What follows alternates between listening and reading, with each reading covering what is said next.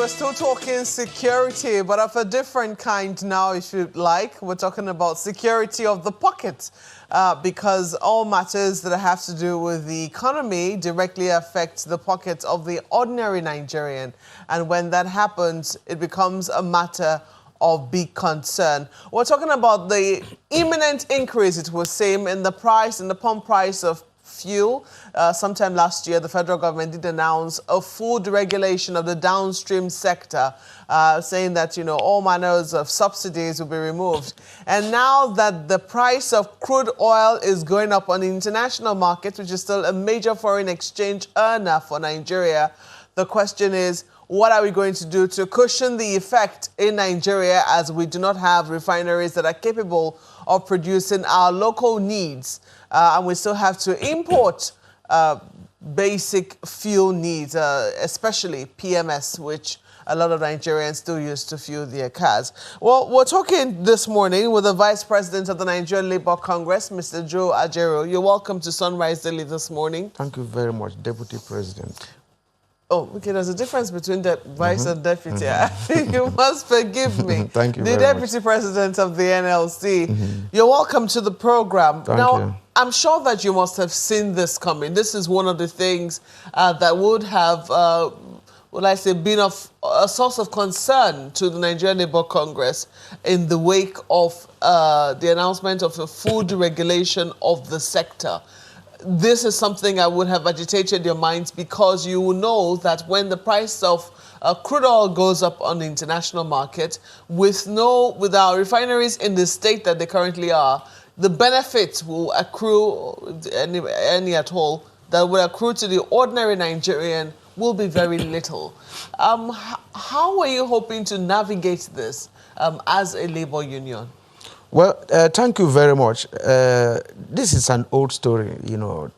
Governments from Murtala, from whatever, they have been tampering with prices of petroleum. That's what we call the common PMS. But this one, you know, when government came up with the idea, you know, Labour said you can only deregulate when the refineries are working.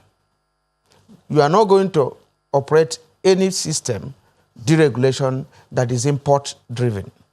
That's clear. And we have equally raised issues.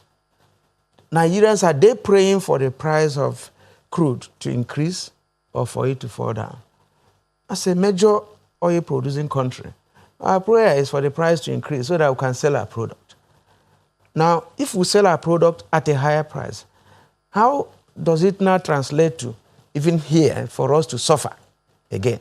What ordinarily should have been, again, a profit for Nigerians to laugh, you know, that they are making a lot of money from the sale of crude, is now becoming a punishment. That is why, to a very large extent, even as we talk today, we are meeting with the government side again by around 21st of February.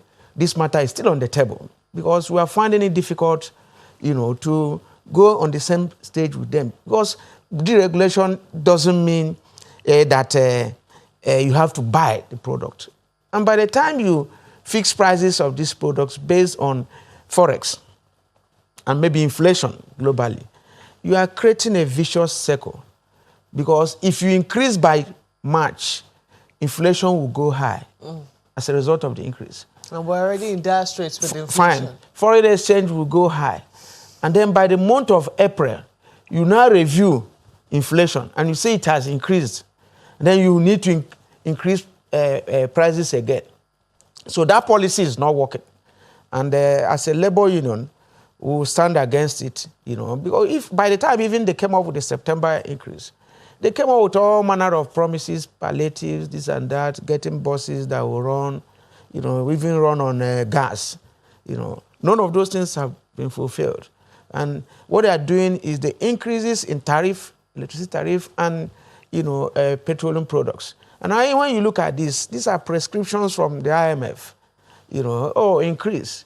Indeed, you know, well, yes, indeed, the IMF has I think they sent a message saying that they were quite happy with the fact that the Nigerian government seems to be on the path to growth with, you know, the recent policies. However, We also know that the subsidy system, as was being maintained by the federal government, was not sustainable. How many years ago we knew that the federal government was already beginning to borrow to subsidize the price of petrol. So when Labour continues to insist, first, before you can begin to talk about deregulation, do you think that Labour's expectations were realistic? Oh, very realistic. You see, the refining of petroleum products is not rocket science. If you even allow the young people in the Niger Delta, if you go there, people are refining. And I've given this example on channels before. In the then defunct Biafra, you know, these products were being refined with even drones. All this. So it doesn't. But that's not how we want it to be refined for the entire So you country. set up modular refineries, at least for domestic consumption. We've seen about at least 2 of that being those set ones, up. the one they just organized in a way, is not even producing petroleum product, which is what is affecting us now. That is why immediate need. Now, if you don't do that, and you say, what is it producing? Sorry to interrupt you. I think they have that gasoline and some other products. There's a Smith whatever in Owerri. Now it's now that they're giving them license to see whether they are going to produce PMS. You know. Now the other person that is about producing it will be Dangote. And if he's the only producer, and he has equally announced that he's going to sell at international rate because he's investing to make money. Now we may end up, you know, transferring public monopoly to private monopoly, which may be more dangerous. So as we talk now, they are talking of subsidy. We want to know what constitutes the subsidy. What are you subsidizing? If you produce cassava in your house, do you sell that cassava, you know, to somebody that processes to gari, and then you buy gari, and you say you are not subsidizing the amount you use in carrying it to where the person will process it, fry it, the amount is going to equally use to bring it back. Even the most primitive economy, old women in the village, when they produce that cassava, they take away they were going to use with their family and sell it as cassava. If they can't produce, if they can't refine it and sell refined product. Now, this is what we're expecting in Nigeria. Nigeria can't carry crude, add freight charges, add admin charge. If you watch, NEMASA will charge, NPA will charge, they will add all those things and factor it in and bring it back to us. So unless you refine domestically, if you refine here, those charges they are telling you will not be there. And most importantly, in that crude, there are no less than 50 to 100 products in it.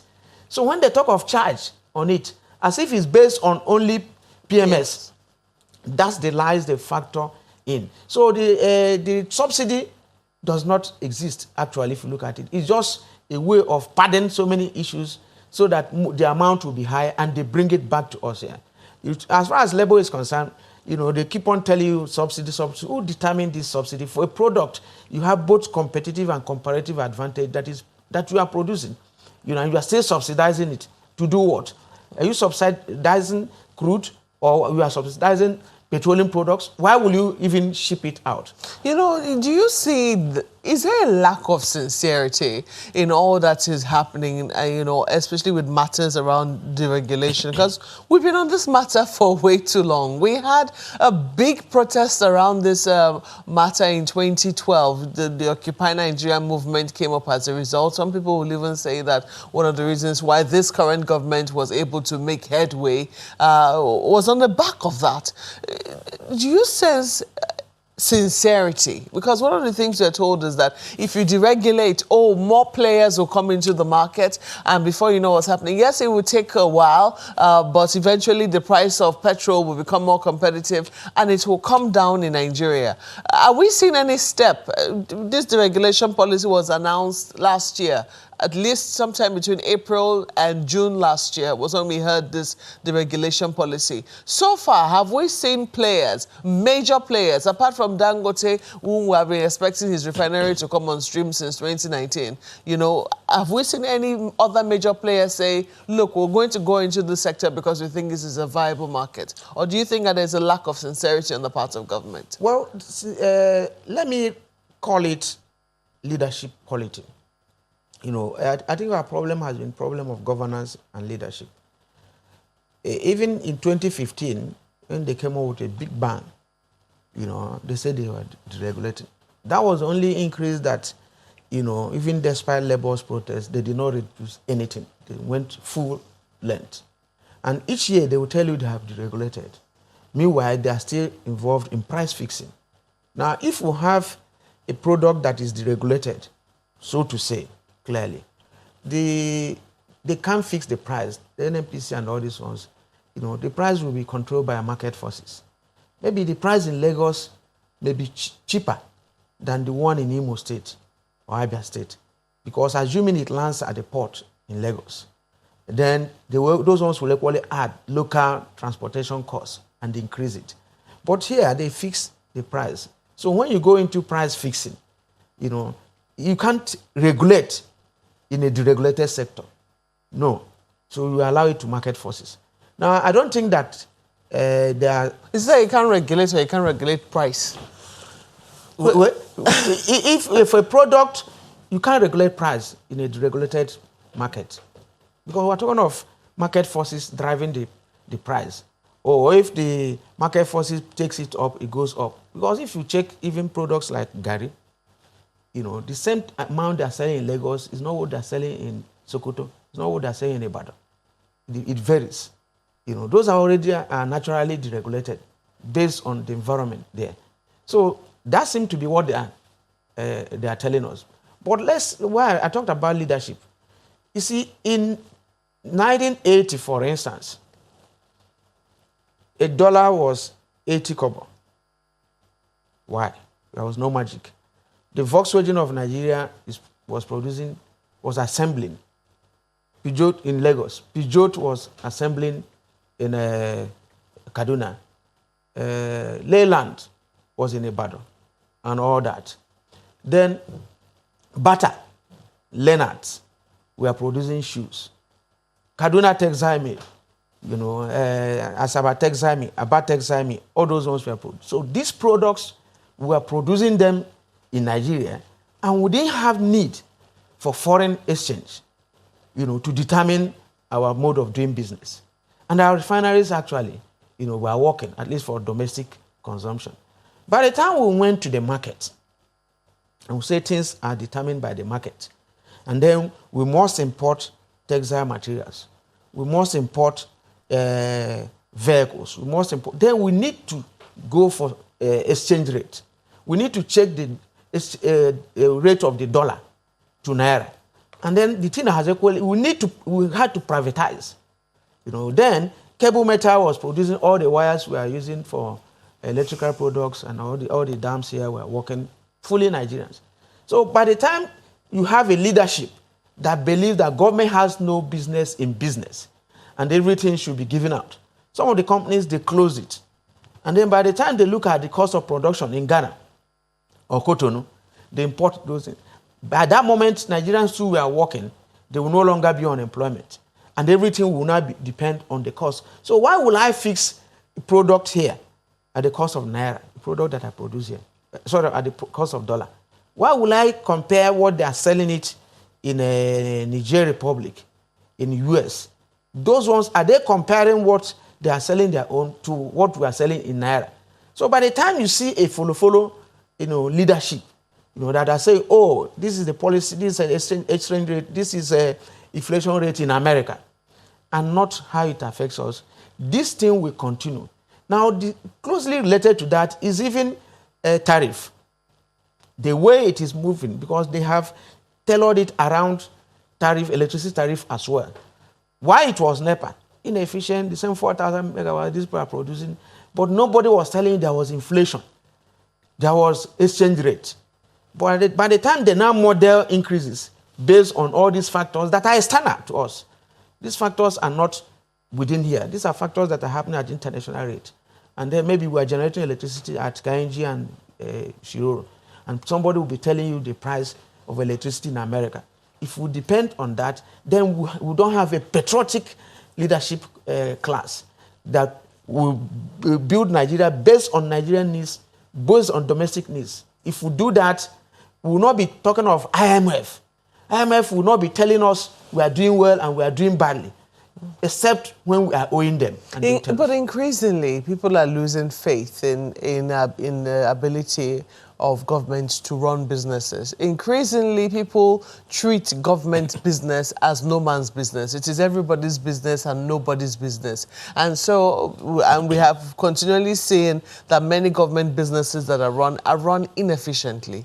So you don't think that itself, by itself, already makes a case for government to hands off and then, you know, be only involved in regulation of the private sector, so to speak? Well, I need some empiric evidence to show that businesses run by individuals, you know, are doing better, you know, than businesses run by government. Because government we are talking of were those nationalistic governments whose aims were for development of the nation. Now, by the time you separate social services to economic service with the motive of profit maximization, these are two different things. If you are running NEPA or NNPC, you know, to make profit, it's different than when you are running it to give people services. These are two different things, and we must determine them. Well, do they have to be mutually exclusive? Well, you strike a balance so that the people will benefit. Let me give you an example. That wasn't the major reason why all this privatization and government hands off was done. Let me take NITEL for example. As at the date, they say they are selling NITEL, or they were selling NITEL. NITEL was still declaring profit. Now, what they did was to demobilize NITEL to bring in MTN, Glo, all these other ones. As at today, NITEL has not been privatized, as we talk now. But they were making profit. Now, why don't you have, like you were saying, whether they are exclusive to one another, a mix? Why can't you have public-private, you know, competition so that people will be able to have choice?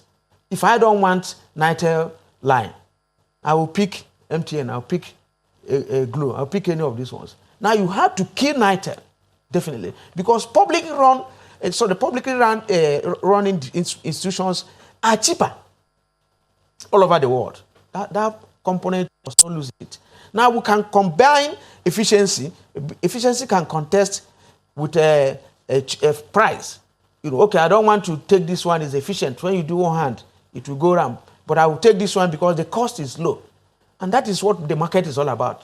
The market is not all about dictatorship of the market. Everybody follow this line. It's if I don't want to buy yellow Gary, I buy white Gary, maybe because it's cheaper. There will be other factors that constitute it. But this one now is like everybody go this way.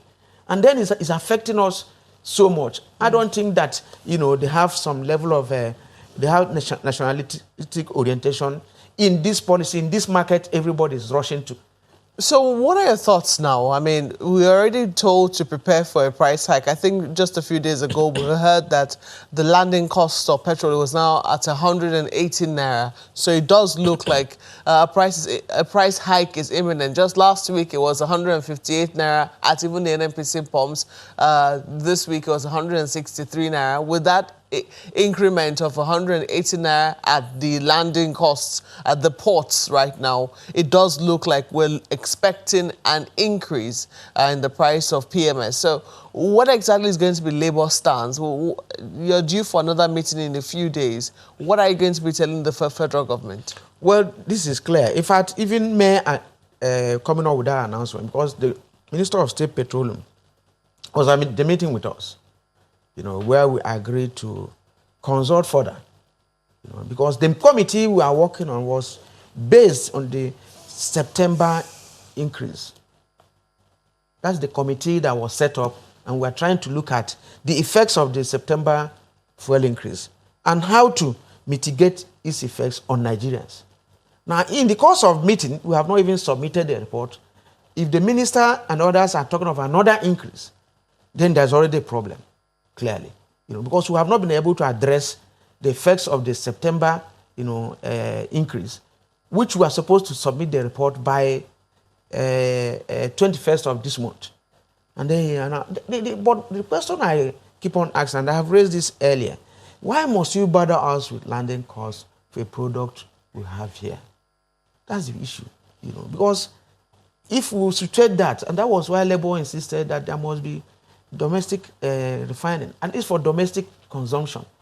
Turnaround maintenance, they say they can finish it. We had a short-term agreement with them, or maybe in the next 12 months or 11 months, we can do turnaround maintenance in some of these local refineries and start bringing products for Nigeria for consumption here. So that these people will have time to sell their crude. And when they sell their crude, they make a lot of money.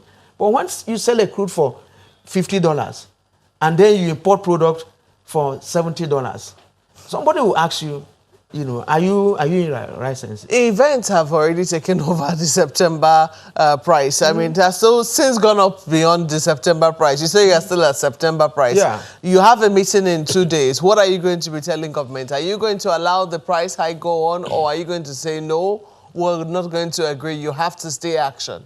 Well, the issue is that we must finally determine this issue of increase in prices clearly. After the September, before either November or so, there was another increase they announced. And we insisted, I could remember, insisted, and they had to do reduction again because we are still talking. Now, this is going to be a vicious circle. It's not like even if they increase now, this month, that they will not increase next month. So we have to determine this because Nigerians can't move this way, on what is the value of the naira, to the dollar. When it changes in 2 weeks' time, we increase again. When it changes, we have to determine it. That's the position of Labour once and for all. So that what is happening here will not be, based on influence on what is happening from external. Don't you think that the meetings need to be more frequent and more intense? Yeah, I think so. But you see, it equally takes a lot of resources. The business of unionism and governance cannot be just this meeting on two products of electricity tariff and fuel increase. I think there should be other things. Assuming the refineries are working today, we don't need these meetings. Are you going to be doing anything in that regard? Is Labour going to be doing anything in that regard? After all, the people who work in the refineries are also under the command of Labour. That's why we're insisting, so that we'll save jobs. If we continue to import these products, our members working in all those refineries will be out of job. Well, we have to thank you so much for coming around on the program. Mr. Joe Ajaero is the Deputy President of the Nigeria Labour Congress.